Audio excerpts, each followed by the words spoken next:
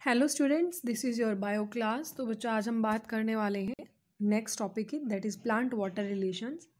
Last lecture में बच्चों हमने मीन्स ऑफ ट्रांसपोर्ट डिस्कस किया था, जिसमें हमने diffusion, facilitated diffusion, active transport, इन सब के बारे में डिस्कस किया था। आई होप आपको वो सभी कंसेप्ट क्लियर हो गए होंगे। तो चलिए बात करते हैं प्लांट वाटर रिलेशंस की। सबसे पहले बच्चों आपको समझना है कि वाटर एक असेंशियल रिक्वायरमेंट है, एक नेसेसरी रिक्वायरमेंट है प्लांट के लिए, उस अपनी सभी फिजियोलॉजिकल एक्टिविटीज़ को कंप्लीट करने के लिए, अपनी सभी रिक्वायरमेंट्स को फुलफिल करने के लिए। साथ में ही बच्चों वाटर काफ़ी इंपॉर्टेंट रोल प्ले करता है लिविंग ऑर्गेनिजम्स के लिए, और साथ में मीडियम भी प्रोवाइड करता है काफ़ी सारे सब्सटेंसेस के डिसोल्यूशन के लिए। अगर बच्चों हम परसेंटेज की बात करते हैं तो वाटरमेलन के अंदर नियर अबाउट 92% वाटर प्रेजेंट रहता है, और मोस्टली जो हर्बेशियस प्लांट्स हैं बच्चों हमारे, उनमें only about they have 10 to 15% of its fresh weight as dry matter. यानी कि बाकी की जो परसेंटेज है वो वाटर कंसनट्रेशन की रहती है, सिर्फ जो ड्राई मैटर उनके अंदर है फ्रेश वेट का, वो सिर्फ 10 to 15% रहता है। तो यहाँ से हम ये भी देख सकते हैं कि जो डिस्ट्रीब्यूशन है वाटर का सभी प्लांट में अलग अलग रहता है। जो वुडी पार्ट्स होते हैं, वुडी पार्ट्स यानी कि जिसके अंदर वुड का पोर्शन ज़्यादा है, उनमें वाटर कंसनट्रेशन थोड़ा कम रहती है। सॉफ्ट पार्ट्स में ऑलमोस्ट हम कह सकते हैं soft part mostly contain water. अगर हम बच्चों बात करें सीड के केस में, ए सीड में appear dry but it still has water. यानी कि जो सीड है हमें दिखने में वो ड्राई दिखाई दे सकता है, लेकिन उसके अंदर वाटर प्रेजेंट होता है। अगर वाटर प्रेजेंट नहीं होगा तो वो अलाइव नहीं होगा, यानी कि रेस्पिरेशन उसके अंदर नहीं होगी। टेरेस्ट्रियल प्लांट्स के बच्चों अगर हम बात करें, ज़मीन पर जो पौधे पाए जाते हैं, तो काफ़ी take up huge amount water daily, but most of it is loss to the air through evaporation from the leaves. यानी काफ़ी ह्यूज अमाउंट में ये वाटर का टेकअप हर रोज़ करते हैं, लेकिन इवेपोरेशन लीव्स के थ्रू हो जाता है। और प्लांट के केस में बच्चों हम ट्रांसपीरेशन टर्म यूज़ करते हैं। लीव्स के थ्रू, स्टोमेटा के थ्रू जो इवेपोरेशन हो रहा है, ट्रांसपीरेशन उसे हम कहेंगे। तो अगर हम एक मेच्योर कॉर्न की बात करें बच्चों, मेच्योर कॉर्न प्लांट है जो एब्जॉर्ब करता है almost 3 litre of water in a day. 3 litre water है जो वो एब्जॉर्ब करता है, जबकि एक मस्टर्ड प्लांट है नियर अबाउट एब्जॉर्ब करता है वो अपने वेट के ही इक्वल जो वाटर वो एब्जॉर्ब करता है 5 आवर्स के अंदर। तो हाई डिमांड ऑफ वाटर की वजह से ये कोई सरप्राइजिंग चीज़ नहीं है कि वाटर एक लिमिटिंग फैक्टर हो जाएगा प्लांट ग्रोथ के लिए, प्रोडक्टिविटी के लिए, दोनों ही केस में, agricultural as well as and natural environment के लिए। तो यहाँ से हम समझ सकते हैं कि वाटर कितना इम्पॉर्टेंट रोल प्ले करता है प्लांट की सभी फिजियोलॉजिकल एक्टिविटीज़ में। तो बच्चों आगे हम बात करते हैं वाटर पोटेंशियल की। काफ़ी इंपॉर्टेंट टर्म है वाटर पोटेंशियल। क्या होगा, सबसे पहले कुछ टर्म्स हम समझेंगे वाटर पोटेंशियल को अच्छे से समझने के लिए। वाटर पोटेंशियल को रिप्रेजेंट किया जाता है इस साइन से, साइन W। सोल्यूट पोटेंशियल और प्रेशर पोटेंशियल भी दो कंपोनेंट है बच्चों जो हमें हेल्प करते हैं वाटर पोटेंशियल को डिटरमाइन करने में। तो बच्चों यहाँ पहले हम कुछ बेसिक फैक्ट्स समझेंगे। देखो, वाटर मॉलिक्यूल्स हैं, हमें पता है उनके अंदर काइनेटिक एनर्जी होगी, और काइनेटिक वर्ड हम मोशन के सेंस में यूज़ करते हैं। तो लिक्विड और गैशियस फॉर्म में वो रैंडम मोशन करेंगे। रैंडम मोशन यानी कोई डायरेक्शन उनकी फिक्स नहीं है, वो रैंडमली मूव कर रहे हैं काफ़ी रैपिडली, काफ़ी स्पीड से, और कांस्टेंट मूवमेंट उनकी है। Greater the concentration of water in a system, greater is it's kinetic energy. देखो, जितनी ज़्यादा किसी सिस्टम में वाटर की कंसंट्रेशन होगी, उसके अंदर काइनेटिक एनर्जी भी उतनी ही ज़्यादा होगी। और बच्चों, जितनी ज़्यादा kinetic energy of water concentration होगी, उतना ही वाटर पोटेंशियल उसका ज़्यादा होगा। ये नोट करना point, greater the concentration of water in a system, greater is the water potential. तो यहाँ हम कह सकते हैं कि प्योर वाटर की जो प्योर वाटर का जो वाटर पोटेंशियल है वो हाईएस्ट रहेगा, ग्रेटेस्ट वाटर पोटेंशियल रहेगा। तो बच्चों, वाटर पोटेंशियल की जजमेंट में हमने वाटर की कंसंट्रेशन की बात की। तो अगर आपके दिमाग में ऐसा कोई क्वेश्चन है कि वाटर कंसंट्रेशन में तो वाटर की ही कंसंट्रेशन होगी, नहीं, ये बीकर हमने लिया, यहाँ पर वाटर प्रेजेंट है, ओके। अगर यहाँ मैंने कोई चीज़ डिजॉल्व की, कोई सोल्यूट डाल दिया, तो वहाँ पर वाटर की कंसंट्रेशन धीरे धीरे डिक्रीज होना शुरू कर देगी। समझ रहे हो, यानी कि सिर्फ और सिर्फ वाटर की ही प्रेजेंस, वाटर की कंसंट्रेशन की हम बात कर रहे हैं। तो वाटर की कंसंट्रेशन बच्चों जितनी ज़्यादा होगी, उतनी ज़्यादा वैल्यू हमारे वाटर पोटेंशियल की रहेगी।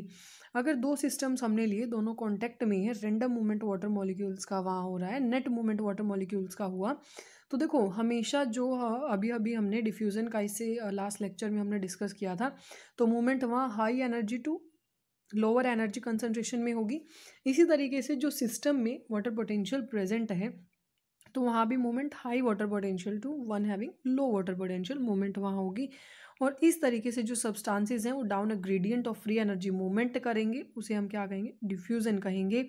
इसे ग्रीक सिंबल साई से रिप्रेजेंट किया जाता है और प्रेशर की यूनिट यहाँ पर रहती है पास्कल्स। ओके, यहाँ पर प्रेशर यूनिट है, जैसे इनको एक्सप्रेस किया जाता है प्रेशर यूनिट्स में, पास्कल जो यूनिट रहेगी। तो वाटर पोटेंशियल बच्चों ये भी इंपॉर्टेंट है कि जो वाटर पोटेंशियल है प्योर वाटर का स्टैंडर्ड टेम्परेचर्स पर लेकिन without any pressure, okay, standard temperature but without any pressure is taken to be zero. वैसे हमने बात की प्योर वाटर का हमारा हाई वाटर पोटेंशियल क्या रहता है, मैक्सिमम रहता है, और यहाँ पर हम ग्रेटेस्ट वाटर पोटेंशियल हमारा रहता है स्टैंडर्ड टेम्परेचर पर अगर हम लें विदाउट एनी प्रेशर, उसे हम क्या वैल्यू लेंगे, ज़ीरो लेंगे। तो आगे हम समझते हैं बच्चों, जैसा अभी मैंने कहा था आपको कि ये हमने सपोज करो कोई बीकर लिया, इसके अंदर ये वाटर प्रेजेंट है। ओके, अब मैंने क्या किया, अगर मैंने सोल्यूट इसके अंदर डिज़ोल्व किया, अगर मैंने इसके अंदर क्या डिज़ोल्व किया, ये सोल्यूट मैंने यहाँ पर डिज़ोल्व कर दिया है। ओके, सोल्यूट मैंने इस बीकर के अंदर डिज़ोल्व किया, तो जो सोल्यूशन था उसके अंदर अब फ्री वाटर जो प्रेजेंट था उसकी कंसंट्रेशन क्या हो जाएगी, धीरे धीरे डिक्रीज हो जाएगी, क्योंकि सोल्यूट पार्टिकल्स वाटर के साथ क्या हो जाएंगे, मिक्सअप हो जाएंगे, तो वाटर की कंसंट्रेशन को कम करेंगे। तो अगर वाटर की कंसंट्रेशन बच्चों यहाँ पर कम होगी तो हमारा वाटर पोटेंशियल भी क्या हो जाएगा, डिक्रीज होना शुरू कर देगा। तो ये ध्यान रखना, सोल्यूट पोटेंशियल अगर सोल्यूट हम यहाँ पर मिक्स करेंगे तो वाटर पोटेंशियल कम होने की वजह से जो वाटर पोटेंशियल की वैल्यू है मतलब जो वाटर कंसंट्रेशन वो कम होने की वजह से वाटर पोटेंशियल की वैल्यू कम हो जाएगी। तो सभी सॉल्यूशंस में बच्चों लोअर वाटर पोटेंशियल होता है प्योर वाटर के कंपेयर में। प्योर वाटर का हमने पढ़ा था अभी मैक्सिमम होगा। तो मैग्नीट्यूड है जो ये जो डिसोल्यूशन ऑफ सोल्यूट की वजह से ये वाटर पोटेंशियल को जो कम कर रहा है उस पोटेंशियल को हम क्या कहेंगे, सोल्यूट पोटेंशियल कहेंगे। यानी कि सोल्यूट के डिसोल्यूशन से सोल्यूट का जो डिसोल्यूशन का जो मैग्नीट्यूड है जो पोटेंशियल को कम लेकर आ रहा है उसे हम क्या कहेंगे, सोल्यूट पोटेंशियल, और साई एस से रिप्रेजेंट किया जाता है इसकी। तो जो सोल्यूट पोटेंशियल की वैल्यू रहेगी बच्चों वो हमेशा नेगेटिव रहेगी। तो जितनी ज़्यादा सोल्यूट मॉलिक्यूल्स की कंसंट्रेशन होगी उतना सोल्यूट पोटेंशियल की वैल्यू हमारी डिक्रीज होती हुई चलेगी। तो हम कह सकते हैं एटमॉस्फेरिक प्रेशर पर वाटर पोटेंशियल और सोल्यूट पोटेंशियल हमारे इक्वल रहते हैं। अगर हम एटमॉस्फेरिक प्रेशर से ज़्यादा प्रेशर को अप्लाई करते हैं तो वहाँ पर वाटर पोटेंशियल हमारा इंक्रीज हो जाएगा और इस तरीके से पंपिंग स्टार्ट हो जाएगी। अगर हम ह्यूमन बींग्स के हमारी बॉडी के अंदर बात करें, प्रेशर कहाँ बिल्डअप होता है तो मसल्स के अंदर होता है बच्चों। मसल्स कॉन्ट्रैक्ट होती हैं कोई भी पुश करने के लिए, कोई काम करने के लिए, तो वहाँ पर एनर्जी की रिक्वायरमेंट होती है। ब्रीफली ह्यूमन फिजियोलॉजी में हम पढ़ेंगे। तो मसल्स के अंदर प्रेशर बिल्डअप होता है। और अगर प्लांट के अंदर हम बात करें बच्चों तो किसी सेल के अंदर जब डिफ्यूज़न होता है उससे सेल टर्जिड हो जाती है। किसी सेल के अंदर higher to lower concentration water ने मूवमेंट की, अंदर जो सेल वॉल है इसके ऊपर प्रेशर अप्लाई होगा, प्रेशर अप्लाई होने से जो सेल टर्जिड हो जाएगी। तो इस तरीके से यहाँ पर जो कंसंट्रेशन है प्रेशर पोटेंशियल की बढ़ जाएगी। प्रेशर पोटेंशियल बच्चों यूजुअली हम कहें तो पॉजिटिव रहता है और इसको डिनोट किया जाता है साई पी से। वाटर पोटेंशियल होता है हमारा किसके इक्वल, सोल्यूट और प्रेशर पोटेंशियल दोनों के। तो रिलेशनशिप को हम इस तरीके से रिप्रेजेंट करते हैं। आगे अगर हम बात करें बच्चों ऑस्मोसिस की, तो ऑस्मोसिस क्या है, ऑस्मोसिस होता है बच्चों सेम एज इट इज जैसे हमने डिफ्यूजन पढ़ा था, सिर्फ क्या डिफरेंस होगा, ऑस्मोसिस में भी मूवमेंट होगा higher concentration to lower concentration but through a semi permeable membrane. ये डिफरेंस मेन रहेगा, through a semi permeable membrane. यानी कि अगर हम बात करें ऑस्मोसिस की तो ये भी टर्म हमारी यूज़ होती है डिफ्यूजन ऑफ वाटर में, लेकिन यहाँ पर हम सेमी परमिएबल मेम्ब्रेन की बात करते हैं। नॉर्मली जो नेट डायरेक्शन या रेट ऑफ ऑस्मोसिस से डिपेंड करता है हमारा प्रेशर ग्रेडियंट पर और कंसंट्रेशन ग्रेडियंट पर। यहाँ भी वाटर हमारा हायर केमिकल पोटेंशियल से लोअर केमिकल पोटेंशियल मूवमेंट करता है जब तक कि इक्विलिब्रियम कंडीशन ना आ जाए वहाँ पर। तो इक्विलिब्रियम पर दो चैम्बर्स अगर हम लें तो सेम वाटर पोटेंशियल वहाँ पर रहेगा दोनों का ही। पोटैटो ऑस्मोमीटर का भी अगर आपने एक्सपेरिमेंट पहले किया हो, इसमें भी बच्चों हम क्या करते हैं, अभी हम ये एक्सपेरिमेंट 2 करेंगे। तो पोटैटो ऑस्मोमीटर भी सेम है, इसमें हम जो पोटैटो है उसको इस तरीके से कट कर लेते हैं, उसके अंदर हम सॉल्यूशन है शुगर सॉल्यूशन या सक्रोज वगैरह से, मतलब इस तरीके से हम एक्सपेरिमेंट करते हैं। हम उसमें ऑस्मोसिस देखते हैं हो रहा है नहीं हो रहा है। तो यहाँ पहले हम इनको इस एक्टिविटी को हम पढ़ लेते हैं, उसके बेसिस पर आपका क्लियर हो जाएगा। यहाँ पर बच्चों आपको एक डायग्राम दिया हुआ है जहाँ पर ए और बी दो यहाँ पर आपको चैम्बर दिए हैं, ए के अंदर सोल्यूट मॉलिक्यूल और ये वाटर यहाँ पर दिखाया हुआ है, सेम एज इट इज़, ये बीच में सेमी परमेबल मेम्ब्रेन है, बी के अंदर सोल्यूट मॉलिक्यूल्स की अमाउंट ज़्यादा है और यहाँ पर भी वाटर की कंसंट्रेशन साथ में प्रेजेंट है, बीच में एक सेमी परमेबल मेम्ब्रेन यहाँ पर लगा दी गई है।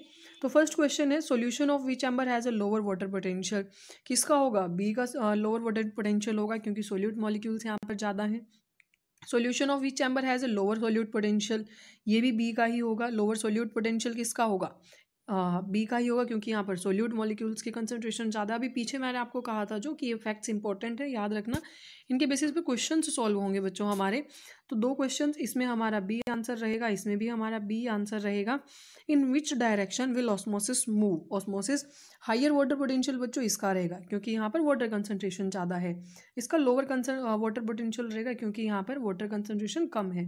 तो जो हमारी मूवमेंट होगी वो ए टू बी होगी क्योंकि higher water potential to lower water potential movement यहाँ पर होगी। Which solution has a higher solute potential, solute potential किसका ज़्यादा रहेगा, ए का ज़्यादा रहेगा बच्चों, यहाँ पर सोल्यूट पोटेंशियल ए का ज़्यादा रहेगा क्योंकि यहाँ पर इसके अंदर जो सोल्यूट पार्टिकल्स हैं, सोल्यूट मॉलिक्यूल्स हैं, उनकी कंसंट्रेशन कम है। At equilibrium which chamber will have lower water potential, equilibrium में तो हमने अभी डिस्कस किया कि किसी भी जो चैम्बर है, अभी हमने यहाँ पर पढ़ा था कि जो ओवरऑल हमारी जो मूवमेंट है इक्विलिब्रियम में वो नहीं होगी, मतलब वहाँ पर जो वाटर है उसकी मूवमेंट रुक जाएगी, तो कोई किसी भी जो चैम्बर है किसी में भी जो वाटर पोटेंशियल है सेटअप अब नहीं होगा, लोअर या हायर। तो लास्ट क्वेश्चन है बच्चों हमारा, if one chamber has a potential of -2000 kilo pascal and the other -1000 which is the chamber that has the higher potential, तो यहाँ पर हायर जो पोटेंशियल रहेगा बच्चों वो -1000 जो हमारी वैल्यू है यानी कि बी चैम्बर का रहेगा। क्योंकि देखो जहाँ पर यहाँ पर हमसे पूछा है कि पोटेंशियल हायर पोटेंशियल, तो यहाँ पर हम बात करेंगे जो वैल्यू हमारी है कि फ्रीली जो पार्टिकल्स हैं किसके अंदर प्रेजेंट होंगे या सोल्यूट किसके अंदर है, तो उस बेसिस पर अगर हम ओवरऑल कंक्लूजन निकालेंगे तो हमारी -1000 जो बी चैम्बर है उसकी जो वैल्यू है वो हमारी रहेगी। आगे हम बात करते हैं बच्चों, सेम काइंड का यहाँ पर एक एक्सपेरिमेंट दिया हुआ है। इस एक्सपेरिमेंट में हमने क्या किया, यहाँ पर ऑस्मोसिस जो प्रोसेस है उसको ही उसका ही डिमॉन्स्ट्रेशन हमने किया है। एक थिसल फनल ली यहाँ पर जिसको हमने सक्रोज सॉल्यूशन से फिलअप कर दिया है, इसको इन्वर्टेड जो पोजीशन में हमने बीकर में रखा जिसमें यहाँ पर सिर्फ वाटर यहाँ पर प्रेजेंट इस बीकर के अंदर, एक सेमी परमिएबल मेम्ब्रेन बच्चों हमने यहाँ पर लगाई है, ठीक है, जो सेमी परमिएबल मेम्ब्रेन हमने यहाँ पर यूज़ की। तो क्या हुआ, देखो इस बीकर के अंदर क्या था, इस जो हमारी थिसल फनल हमने ली इसके अंदर सक्रोज सॉल्यूशन प्रेजेंट है, यानी कि सोल्यूट पार्टिकल्स इसके अंदर ज़्यादा है, वाटर कंसंट्रेशन इसमें कम है। यहाँ पर वाटर कंसंट्रेशन ज़्यादा है तो मूवमेंट कहाँ से कहाँ शुरू हो जाएगा हमारा, हायर टू लोअर कंसंट्रेशन, यानी कि वाटर ने इसके अंदर मूवमेंट करना शुरू कर दिया और हमने धीरे धीरे क्या देखा कि जो सक्रोज सॉल्यूशन है उसका लेवल राइज अप करना यहाँ से शुरू कर देगा। तो यानी कि ऑस्मोसिस यहाँ से हुई, ऑस्मोसिस प्रोसेस तो हो रही है सेमी परमेबल मेम्ब्रेन के थ्रू। अब सेकंड केस में बच्चों हमने क्या लिया यहाँ पर कि ऑस्मोसिस को रोकने के लिए हमने एक्सटर्नल प्रेशर अप्लाई किया, ऑस्मोसिस को रोकने के लिए हमने प्रेशर अप्लाई किया। तो बच्चों ऑस्मोसिस के रिवर्स या ऑस्मोसिस को स्टॉप करने के लिए जो प्रेशर हम अप्लाई कर रहे हैं या वाटर के एंट्री को प्रिवेंट करने के लिए जो प्रेशर हमने लगाया उसे हम क्या कहेंगे, ऑस्मोटिक प्रेशर कहेंगे। जो ये प्रेशर हम यहाँ लगा रहे हैं उसे हम क्या कहेंगे, ऑस्मोटिक प्रेशर कहेंगे। इससे बच्चों जो ये सोल्यूट कंसंट्रेशन है यानी कि जो सोल्यूट की कंसंट्रेशन होगी यहाँ पर जो यहाँ पर धीरे धीरे इसके अंदर सोल्यूट कंसंट्रेशन ज़्यादा थी, यहाँ नहीं थी, तो सोल्यूट कंसंट्रेशन हमारी क्या हो जाएगी, यहाँ पर जो कॉन्टीन्यूसली वाटर कंसंट्रेशन यहाँ पर बढ़ रही थी तो इससे मोर जो फंक्शन इसका रहेगा solute concentration, more the solute concentration greater will be the pressure required to prevent water from diffusing in, यानी कि अगर जितनी ज़्यादा यहाँ पर सोल्यूट की कंसंट्रेशन रहेगी उतना ज़्यादा हमें यहाँ पर प्रेशर अप्लाई करना पड़ता है वाटर की एंट्री को प्रिवेंट करने के लिए। तो जो ऑस्मोटिक प्रेशर वो आपने समझना है कि ऑस्मोसिस जो हो रहा था उसे रोकने के लिए जो प्रेशर हमने यहाँ पर अप्लाई किया that is osmotic pressure. Numerically अगर हम बात करें जो ऑस्मोटिक प्रेशर वो इक्विवेलेंट रहता है ऑस्मोटिक पोटेंशियल के ही, साइन इसके अपोजिट रहते हैं, ऑस्मोटिक प्रेशर हमारा पॉजिटिव प्रेशर रहता है और ऑस्मोटिक पोटेंशियल हमेशा नेगेटिव में रहता है। तो ये एक्सपेरिमेंट था बच्चों ऑस्मोसिस का ही जो डिमॉन्स्ट्रेशन हमने किया है। उसके बाद हम बात करते हैं प्लाज्मोलिसिस की। जो प्लांट सेल्स है वो वाटर के रिगार्डिंग कैसे उनमें मूवमेंट होती है, कैसे जब उन्हें डिफरेंट टाइप ऑफ सॉल्यूशंस में रखा जाता है तो किस तरीके से वो रिजल्ट शो करती हैं। देखो अगर if the external solution balances the osmotic pressure of the cytoplasm it is said to be isotonic, यानी कि अगर आपने किसी सेल को एक कंसंट्रेशन मीडियम में रखा जहाँ पर कंसंट्रेशन सेम है, external and internal, outside inside दोनों जगह कंसंट्रेशन सेम है, तो उस टाइम पर आइसोटोनिक हम कहेंगे उस टाइम पर। और अगर एक्सटर्नल सॉल्यूशन ज़्यादा डाइल्यूट है साइटोप्लाज्म के कंपेयर में, यानी कि एक्सटर्नल सॉल्यूशन ज़्यादा डाइल्यूट है तो उसे हम हाइपोटोनिक कहेंगे, और अगर एक्सटर्नल सॉल्यूशन काफ़ी कंसनट्रेटेड है तो उसे हम क्या कहेंगे, हाइपरटोनिक। कंसनट्रेटेड होगा एक्सटर्नल सॉल्यूशन तो मूवमेंट हमारी कहाँ, इनसाइड टू आउटसाइड मूवमेंट शुरू कर देगा, हायर टू लोअर, यानी कि वाटर कंसंट्रेशन जहाँ ज़्यादा होगी उस साइड से हमारा जो कंसंट्रेशन जहाँ पर वाटर की कम है उधर मूवमेंट शुरू हो जाएगी। तो प्लाज्मोलिसिस क्या होगा बच्चों, जब भी वाटर मूव आउट करता है सेल से, या सेल मेम्ब्रेन है जो प्लांट सेल की वो श्रिंक हो जाए सेल वॉल से, उसे हम क्या कहेंगे, प्लाज्मोलिसिस कहेंगे। ये प्रोसेस हमारी कब होती है, when the cell is placed in solution that is hypertonic, जब भी हमने सेल को हाइपरटोनिक सॉल्यूशन में रख दिया, हाइपरटोनिक सॉल्यूशन में रख दिया यानी कि वहाँ पर कंसंट्रेशन क्या थी, अगर हमने सेल को ऐसे सॉल्यूशन में रखा जहाँ पर कंसंट्रेशन वाटर की कम है तो सेल से जो वाटर है बाहर मूव कर जाएगा सारा, ठीक है, और इससे सेल हमारी क्या हो जाएगी, श्रिंक हो जाएगी, और सेल को हम क्या कहेंगे, प्लाज्मोलाइज्ड सेल कहेंगे। वाटर मूव्स आउट, फर्स्टली उसने अपने साइटोप्लाज्म को लूज़ किया और उसके बाद उसने देन फ्रॉम द वैक्यूल, इस तरीके से जो वाटर है सारा का सारा सेल से बाहर आ जाएगा, डिफ्यूज़न यहाँ पर हो जाएगा, तो सेल को हम उस केस में क्या कहेंगे बच्चों, प्लाज्मोलाइज्ड कहेंगे, प्लाज्मोलाइज्ड सेल कहेंगे। तो अगर हम बात करें वहाँ पर आगे, अगर हम बात करें कि ये क्वेश्चन है यहाँ पर, what occupies the space between the cell wall and the shrunken protoplast in the plasmolysed cell, तो जो हाइपरटोनिक सॉल्यूशन है वही जिसके अंदर हमने सेल को रखा है वही इसकी जगह लेगा। देखो यहाँ पर बात क्या हो रही है कि हमने जब यहाँ पर जो सेल है हमारी श्रिंक होती है, तो श्रिंक होने पर क्या हुआ, जो यहाँ पर देखो जो प्लाज्मोलाइज्ड सेल थी हमारी, वाटर बाहर मूवमेंट किया, ठीक है, उसके बाद सबसे पहले क्या हुआ, वाटर बाहर आ गया, उसके बाद जो प्रोटोप्लास्ट है मतलब जो अपनी सेल वॉल से मेन जो क्या है, जो हमारी सेल है, सेल मेम्ब्रेन श्रिंक हो जाएगी सेल वॉल से, ठीक है, यानी कि सेल वॉल वहाँ पर एज इट इज़ इंटेक्ट रहेगी लेकिन सेल मेम्ब्रेन हमारी वहाँ से श्रिंक हो जाएगी, जो मूवमेंट है वाटर की वो मेम्ब्रेन से बाहर आउटसाइड होगी। इस तरीके से अगर आगे हम देखते हैं तो जब भी वाटर सेल के अंदर मूवमेंट करता है, देखो अगर आइसोटोनिक सॉल्यूशन है तो मूवमेंट नहीं होगी, कोई नेट वाटर फ्लो नहीं करेगा, दोनों तरफ सेम कंसंट्रेशन है। लेकिन अगर वाटर इनसाइड मूवमेंट करे, यानी कि अगर हम बात करें कि भाई when water flows into the cell and out of the cell and are in equilibrium, तो सेल हम क्या कहेंगे, फ्लैसिड कहेंगे, यानी कि जो वाटर है अंदर और बाहर दोनों तरफ ही मूवमेंट कर रहा है, इक्विलिब्रियम है तो फ्लैसिड कहेंगे। लेकिन एक और इंपॉर्टेंट है हाइपोटोनिक, जिसमें रिवर्सिबल हो जाती है प्लाज्मोलिसिस प्रोसेस जब सेल्स हमारी हाइपोटोनिक सॉल्यूशन में रखी जाए, यानी कि हायर वाटर पोटेंशियल या डाइल्यूट सॉल्यूशन है साइटोप्लाज्म के कंपेयर में, तो जो वाटर है वो सेल के अंदर एंटर करना शुरू करेगा, डिफ्यूज़ करना शुरू करेगा साइटोप्लाज्म पर, वहाँ पर एक जो अंदर सेल वॉल्स उन पर प्रेशर अप्लाई होगा जिसे हम टर्गर प्रेशर कहेंगे। तो इस टाइम पर जो सेल है हमारी दोबारा से वो अपनी शेप को रिगेन कर लेती है, या नॉर्मल अगर सेल है तो वो सेल हमारी वहाँ पर स्वेलअप होना शुरू हो जाएगी। यानी कि हाइपरटोनिक के केस में क्या होगा, जो सेल के अंदर वाटर मूवमेंट करेगा, और हाइपरटोनिक के केस में आउटसाइड, यानी कि हाइपरटोनिक में तो सेल हमारी श्रिंक हो जाएगी और हाइपोटोनिक में सेल स्वेलअप हो जाएगी, फूल जाती है हमारी। तो इस तरीके से जो प्रेशर यहाँ पर है exerted by the protoplast due to entry of water against the rigid walls is called pressure potential, यानी कि अब जो सेल के अंदर मूवमेंट हुआ है, जो प्रेशर इन सेल वॉल्स के ऊपर लगा है उसे हम कहेंगे प्रेशर पोटेंशियल। तो इसकी वजह से जो रिजिडिटी है सेल वॉल की वो मेंटेन रहती है, सेल रप्चर नहीं होती। टर्गर प्रेशर नॉर्मली रिस्पॉन्सिबल होता है हमारी सेल की एनलार्जमेंट और ग्रोथ के लिए।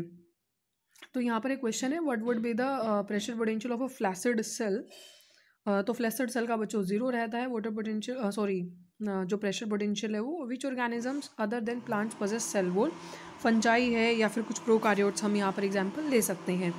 आगे हम बात करते हैं बच्चों इम्बाइबिशन की। इम्बाइबिशन स्पेशल टाइप का डिफ्यूजन होता है जहाँ पर वाटर एब्जॉर्प्शन करते हैं सॉलिड्स के थ्रू, कॉलॉइड्स के थ्रू हम कह सकते हैं वाटर एब्जॉर्प्शन होता है, जिससे नॉर्मली जो उनका वॉल्यूम है वो इंक्रीज हो जाएगा। अगर हम इम्बाइबिशन का नॉर्मली एग्जांपल लें तो यहाँ पर सीड्स और ड्राई वुड हम ले सकते हैं जो वाटर को एब्जॉर्ब करते हैं, जो सॉलिड्स हैं और वाटर को एब्जॉर्ब करते हैं। The pressure that is produced by the swelling of wood had been used by pre historic man to split rocks and boulders, यानी कि जो प्रेशर जो वुड ने स्वेलिंग के बाद जो वुड में प्रेशर अप्लाई हुआ, इस चीज़ को पहले यूज़ किया जाता था पत्थरों वगैरह को तोड़ने के लिए। तो if it were not the pressure due to imbibition, अगर ये इम्बाइबिशन की वजह से प्रेशर नहीं है, अगर नहीं होता ये, तो जो सीडलिंग्स है यानी कि जो हमारे हम कह सकते हैं कि बीज हमने लगा दिया, सीड हमने प्रोपिगेट किया, तो उसके अंदर से वो बीज फूटता ही नहीं, वहाँ से नए प्लांट हमारा इमर्ज आउट ही नहीं होता। तो कहीं ना कहीं हम कह सकते हैं कि इम्बाइबिशन काफ़ी इंपॉर्टेंट प्रोसेस है ये भी। इम्बाइबिशन एक काइंड ऑफ डिफ्यूजन भी हम कह सकते हैं, क्योंकि वाटर मूवमेंट भी होता है इसमें, कंसंट्रेशन ग्रेडियंट के अलोंग ही जो सीड्स हैं दूसरे मटेरियल्स हैं have almost no water, hence they absorb water easily. Okay, तो वाटर पोटेंशियल ग्रेडियंट बच्चों यहाँ पर सेट होता है एब्जॉर्बेंट के बीच में और जो लिक्विड इम्बाइब हुआ है इसके अंदर इजीली इम्बाइबिशन से उसके बीच में। साथ में ही अगर हम बात करें यहाँ पर imbibition in addition for any substance to imbibe any liquid, affinity between the adsorbent and the liquid is also a prerequisite। यानी कि ओवरऑल हम ये समझ सकते हैं वाटर पोटेंशियल जो ग्रेडियंट है हमारा सेटअप होगा जो सब्सटेंस एब्जॉर्ब कर रहा है उसके बीच में और जो लिक्विड वो एब्जॉर्ब किया जा रहा है उसके बीच में। साथ में ही अगर कोई भी सब्सटेंस है लिक्विड की इम्बाइबिशन हो रही है तो वहाँ पर एड्जॉर्बेंट यानी कि लिक्विड के ऊपर जो वाटर है यहाँ पर प्रेजेंट है वो लिक्विड के ऊपर जो वाटर प्रेजेंट है वो, तो एड्जॉर्बेंट में और जो लिक्विड है उनके बीच में भी हम कह सकते हैं कि एक वहाँ पर एफिनिटी प्रेजेंट होना इंपॉर्टेंट है। तो इम्बाइबिशन यानी कि काफ़ी हमारा इंपॉर्टेंट एक फिनोमिना रहता है। सॉलिड ने क्या क्या वाटर को एब्जॉर्ब किया, अपने वॉल्यूम में इंक्रीज किया, और सबसे इंपॉर्टेंट तो ये रोल प्ले करता है सीडलिंग्स के लिए। ओके, तो यहाँ तक बच्चों आपने आज पढ़ लेना है जो हमारा आज का टॉपिक था बेसिकली प्लांट वाटर रिलेशन का, ये हमारा कंप्लीट हो जाता है। इसमें कोई भी डाउट हो आप बता दें, उसे हम दोबारा डिस्कस कर लेंगे। तो इंपॉर्टेंट फैक्ट्स थे बच्चों, वाटर पोटेंशियल का जो हमारा फैक्ट है वो प्लांट वाटर रिलेशन, ये कंप्लीट आपने आज पढ़ लेना है। कोई भी डाउट हो बता देना, इसे हम नेक्स्ट वीडियो के साथ डिस्कस कर लेंगे।